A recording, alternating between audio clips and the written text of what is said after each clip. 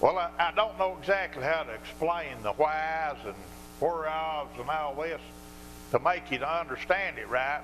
But the only way that I can even start to do that is because that we don't err from the truth, from the Word. We teach and preach the gospel of Jesus Christ, not something else. I don't know why other people don't want to preach it. I don't understand it. But I do know that most of all the people that's involved in this is always making allowances that this part's not right, and this part's not right, and this is not right, and and whine and cry around. I mean, real good-hearted, seeming people. I mean, the devil couldn't get away at trying to teach you something other than beating you over the head at the same time. He's got to kind of cuddle you up a little and scratch your head and pat you on the back of the neck and tell you how good you are and then tell you how bad Jesus is. But now, Brenda said Jesus was a friend, Kenneth, that sticks closer than a brother. He's a friend.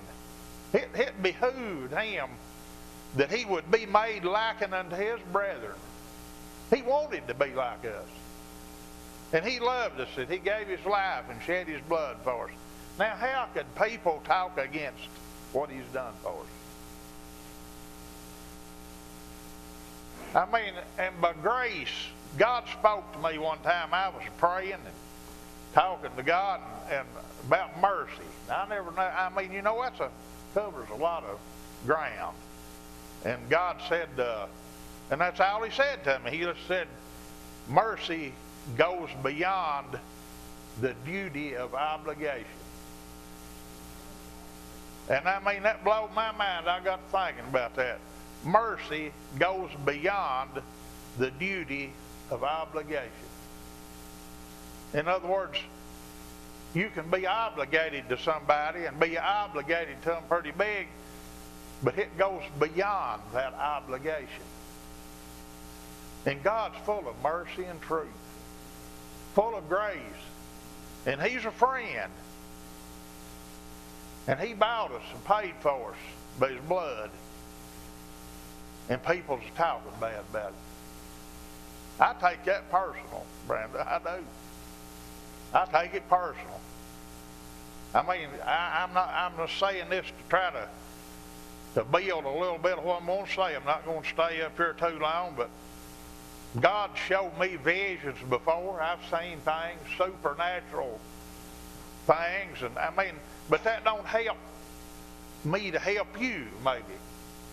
But God will make himself personal if we'll let him. I mean, he'll do it. He does it through his word. That's where it's all at. But why would anybody want to lie on God? That's what I can't figure out. Every preacher, every Bible teacher, every Bible scholar in the world, they couldn't attain that position unless they was a very good friend of Jesus Christ. They couldn't rightfully be in that position unless they was really close to God. Couldn't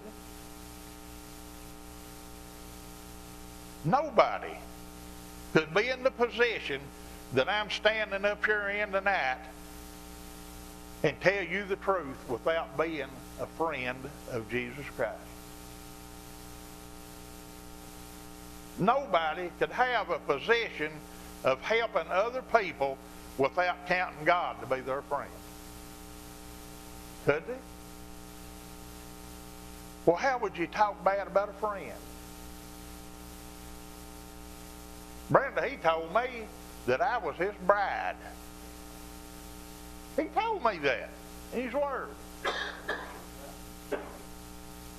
Now, you and Kenneth is married. Would you guys go out and talk about each other, about how the other and lie on each other and talk about how bad that the other was to the other, and let's tell lies on each other about it? I mean, and then turn right back around and look and say, oh, I love you so much, honey, and all that. And Turn right back around, tell somebody, say, well, she ain't no count, she's a tramp. She ain't no good, she won't never treat me right. And then Kenneth turned around and he said, boy, that woman, she's the sorriest woman ever lived. And Brenda said, man, that's the sorriest man. I wish that I'd never seen him. I mean, he's just no count. That's the way that preachers does Jesus Christ.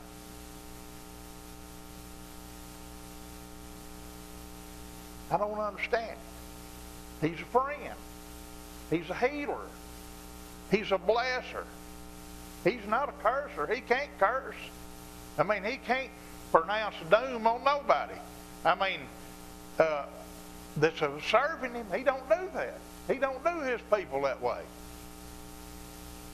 In him there's no variableness and there's shadow of turning. Maybe I'm rambling a little, but stick with me. Because back in the time when Paul and the disciples was here, this problem was going on then. I mean, I'm talking about, we've got churches that's overflowing with people.